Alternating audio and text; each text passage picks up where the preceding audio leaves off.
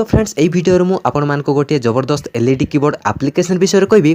आपण माने जदि एही एप्लिकेशन को इंस्टॉल करिकि रखिबे आपण मानक एंड्रॉइड मोबाइल फोन रे तो आपण को मोबाइल रो कीबोर्ड किछि एभली देखिया पे मिलिबो। तो फ्रेंड्स देखंतु वर्तमान आम कीबोर्ड एठी संपूर्ण भाव में चेंज हो सारी। आमे चाहबा तो ये आम कीबोर्ड रे टाइप करि परिबा एवं जहाँ भी आमे मेसेज टाइप करके आमे सेंड करि परिबा। फ्रेंड्स आपण भी आपण को फोन रे आपण को कीबोर्ड को एही भली लुक देई परिबे, एही भली एलईडी कीबोर्ड को आपण माने इंस्टॉल करि पारिबे। तो फ्रेंड्स एथिपाई एही वीडियोटा को आपण माने पूरा देखंतु एवं वर्तमान पर्यंत जदि आपण माने आम चैनल को सब्सक्राइब करि नाहंती ताहेले वीडियो तळे थिबा रेड सब्सक्राइब बटन को प्रेस करिकि आम चैनल को सब्सक्राइब करनियंतु। हेलो गाइस, मो सुशांत आपण मानकु स्वागत करूची आम चैनल ओडिया टेक माइंड को। तो चलंतु वीडियोटा को आरंभ करिबा। फ्रेंड्स एथिपाई हमको एही एप्लिकेशन को डाउनलोड करिया पई पड़िबो एवं एइटा होची सेही एप्लिकेशन। एही एप्लिकेशन रो लिंक मु एही वीडियो रो डिस्क्रिप्शन रे दे देबी एवं एही वीडियो रो लास्ट रे प्ले स्टोर रे भी जाई के देखे देबी एही एप्लिकेशन को।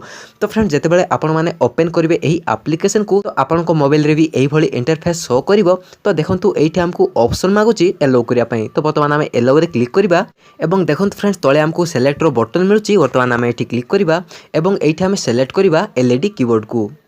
तो फ्रेंड देखंतु वर्तमान आम पाखरे एही भली इंटरफेस शो करूची। वर्तमान देखंतु आम कीबोर्ड रो थीम एठी शो करूची। आमे चाहबा तो एथि मध्यरु आम थीम को गोटे सिलेक्ट करि परिबा। एग्जांपल पई आमे गोटे थीम को सिलेक्ट करिबा।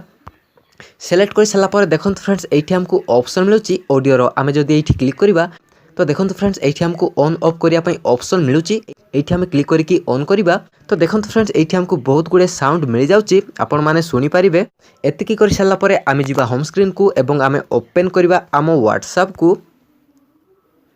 तो देखंतु फ्रेंड्स वर्तमान आम कीबोर्ड एठी सक्सेसफुली भाव में एड हो सारी। आमे जहाँ भी टाइप करिबा एठी सेंड करि परिबा एवं देखंतु आमे जदि किछि टाइप करूछु तो आम फोनटा वाइब्रेट होची। जदि आपण चाहेबे तो एही वाइब्रेट को ऑफ करि परिबे। तो सेति पई हमको एठी ऑप्शन मिलुची सेटिंग रो। एठी आमे क्लिक करिबा।